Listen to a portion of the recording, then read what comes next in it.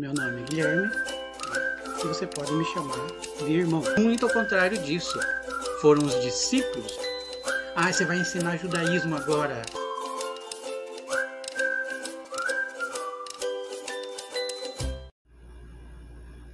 Olá, eu sou Guilherme Costa e esse é o canal Ensino dos Apóstolos.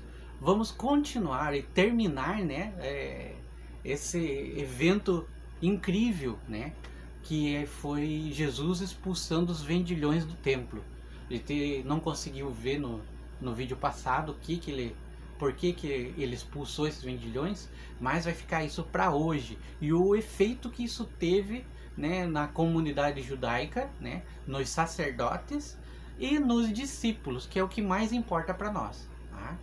Por que Jesus fez isso? A gente viu no vídeo passado, as festas solenes de Israel, e Jesus estava indo para Jerusalém por causa da primeira grande festa solene, que era a festa da Páscoa. Ela acontece, abrindo o calendário de festas de Israel. Então a gente viu que tem a festa dos ázimos, do matzá, do pão sem fermento, e durante 7 dias. E dentro desses 7 dias tem a festa da Páscoa. Tá? Jesus vai até Jerusalém, com os seus discípulos. E a empolgação deles, a alegria deles de poderem ir para Jerusalém com o seu mestre, com o Messias, entrar em Jerusalém, entrar no templo, adorar ao Senhor ao lado do Messias. Imagina como estava o coração, imagina como estava a cabeça dos discípulos. Tá? Imagina a expectativa deles. O que vai acontecer lá? O Messias vai se apresentar no templo. O Messias vai estar no templo do Senhor Deus Todo-Poderoso. Tá? Se você ficou curioso para saber o que aconteceu, antes, se inscreva no canal se você ainda não é inscrito. Se você gosta dos nossos conteúdos, mas ainda não é inscrito, se inscreva, porque daí o YouTube vai avisar você quando vai chegar, quando eu postar novos vídeos, tá? E você vai estar podendo ver, não vai passar batido nenhum vídeo, tá? Ative os sininhos, na opção todas ali. O sininho serve para dar esse aviso, exatamente para o YouTube dar esse aviso para você, tá? Deixa teu joinha se você gostar desse vídeo, tá? Deixa teu joinha, não esquece, porque o YouTube entende com o teu joinha que esse conteúdo é importante para você. E fazendo isso, ele imagina que é importante para mais pessoas também. Ele calcula que é importante para mais pessoas e divulga para o maior número de pessoas possível. Tá? Compartilhe, trabalhe junto com o YouTube e compartilhe. Você vai estar fazendo a obra missionária. Você vai estar evangelizando, anunciando o Messias nas suas redes sociais, no seu WhatsApp. As pessoas vão estar tendo a oportunidade de aprender do mesmo jeito que você. Tá? E deixe teu comentário se você gostou, se você não gostou, tem alguma dúvida. Tá? É muito importante para nós. Jesus e os discípulos entraram em Jerusalém. Não chegaram até o templo. Tá? E olha, para você entender o que é um grupo de judeus indo para o templo celebrar uma festa solene, a cidade fervilhava, a cidade estava cheia, pessoas de todas as partes do mundo que vinham ter essa oportunidade de celebrar ao Senhor, adorar ao Senhor, e os discípulos estavam ali com o Messias, o que o Messias iria fazer, Então eles chegando em Jerusalém, eles passaram por todo o processo, cantando todos os salmos referente à caminhada, referente à jornada. Cada salmo se abria para eles, identificando o Messias. Eles identificavam situações que o Messias tinha passado através dos salmos. Isso era maravilhoso, não precisava o Messias estar pregando para eles. As escrituras se abriam conforme eles viam as atitudes do Messias. Era extraordinário. Mas agora eles estavam em Jerusalém, agora eles estavam se direcionando para o templo. Eles começam a subir os degraus do templo, isso pro lado de fora do templo, né? O templo tem uma muralha muito grande, cerca de 60 metros, até chegar a essa altura, são muitos degraus, né? Desculpa, são muitos degraus, tá? Quando chegam lá em cima, ainda tem a esplanada, né, do templo, né, construção do rei Herodes, né? E depois da esplanada do templo tem os átrios do templo, né? Tem as portas, né, principais do templo, tem a porta formosa e depois vem o templo em si, né? E eles começaram a subir os degraus, com o Messias, aquela multidão, e eles tinham um diferencial, eles estavam com o Messias, tá? E eles estavam cantando os louvores, os cânticos dos degraus. Se você não sabe o que é cântico dos degraus, né? Tem essa playlist aqui, esse card aqui desse vídeo que fala sobre a adoração dos judeus, né? O que é a adoração dos judeus?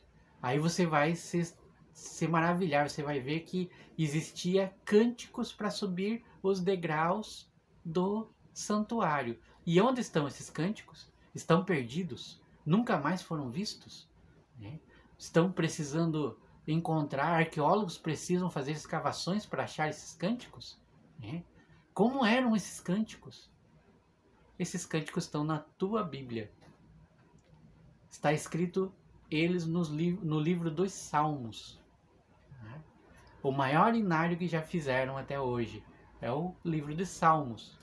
Então, esses salmos são músicas, são canções, são louvores para vários momentos da vida do judeu. E para a adoração tem o cântico dos degraus, os cânticos dos degraus, porque são muitos degraus. Então eles subiram cantando, não se subia de outro jeito, subiam cantando, mas agora eles tinham um motivo maior, o Messias. Então eles entram no pátio do templo, né? Entram no pátio, né? Na esplanada do templo, e veem aquela grandiosidade, aquela maravilha, né? E lá eles encontram algo que para todo mundo acharia extremamente comum. Né? Veja, vinham pessoas de todas as partes do mundo para adorar em Jerusalém.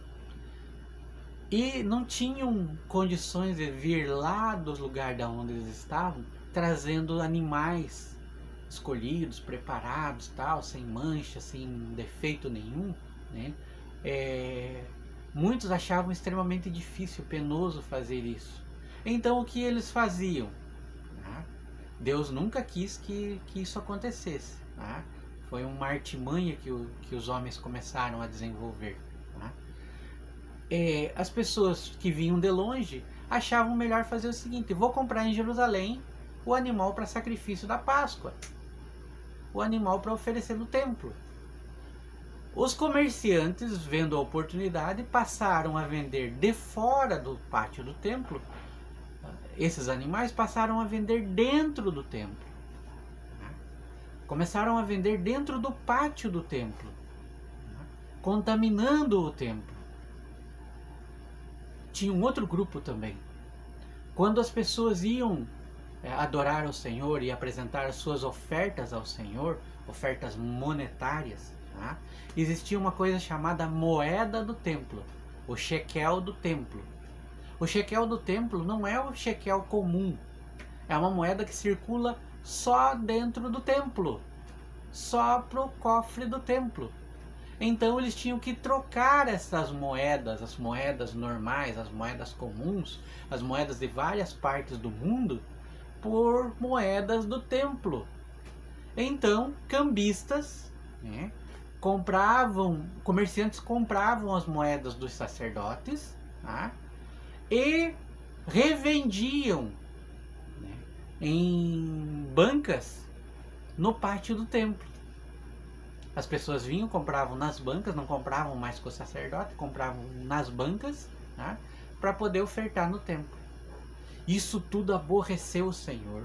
Isso tudo provocou uma ira no Messias, que ele pegou, de algum lugar ele pegou algumas cordas, trançou e todo mundo. Virou as mesas dos cambistas. Expulsou todos os que vendiam animais dentro do pátio do templo. Quebrou gaiolas, soltou animais, espalhou tudo. O alvoroço foi tão grande que veio os sacerdotes lá do templo, né? Vieram os sacerdotes das suas aulas de teologia, né? E vieram ver o que estava acontecendo. Opa, estão acabando com o nosso comércio, estão acabando com a nossa fonte de lucro, né? E vieram lá, chegaram até Jesus, vendo ele fazer tudo aquilo, né? Pode ter certeza, os discípulos também estavam extremamente estarrecidos. Mas depois eles entenderam, né? Depois eles começaram a lembrar de toda a Escritura, e isso ficou bem claro para eles, né? A referência bíblica está aqui, né? João capítulo 2, Evangelho de João capítulo 2, do verso 13 ao verso 25. Tá? Vai explicar tudo isso direitinho. Tá? Confira lá, confira. Tá? Não perca, não dê bobeira. Confira o texto. Tá? Vê se eu estou falando a verdade. Tá? Não, meu objetivo não é te enganar. O meu objetivo é que você examine as Escrituras e veja se o que eu estou falando ou qualquer pessoa está falando sobre as Escrituras é verdade. Então chegaram para Jesus e disseram: com que autoridade você faz isso? Por que você faz isso?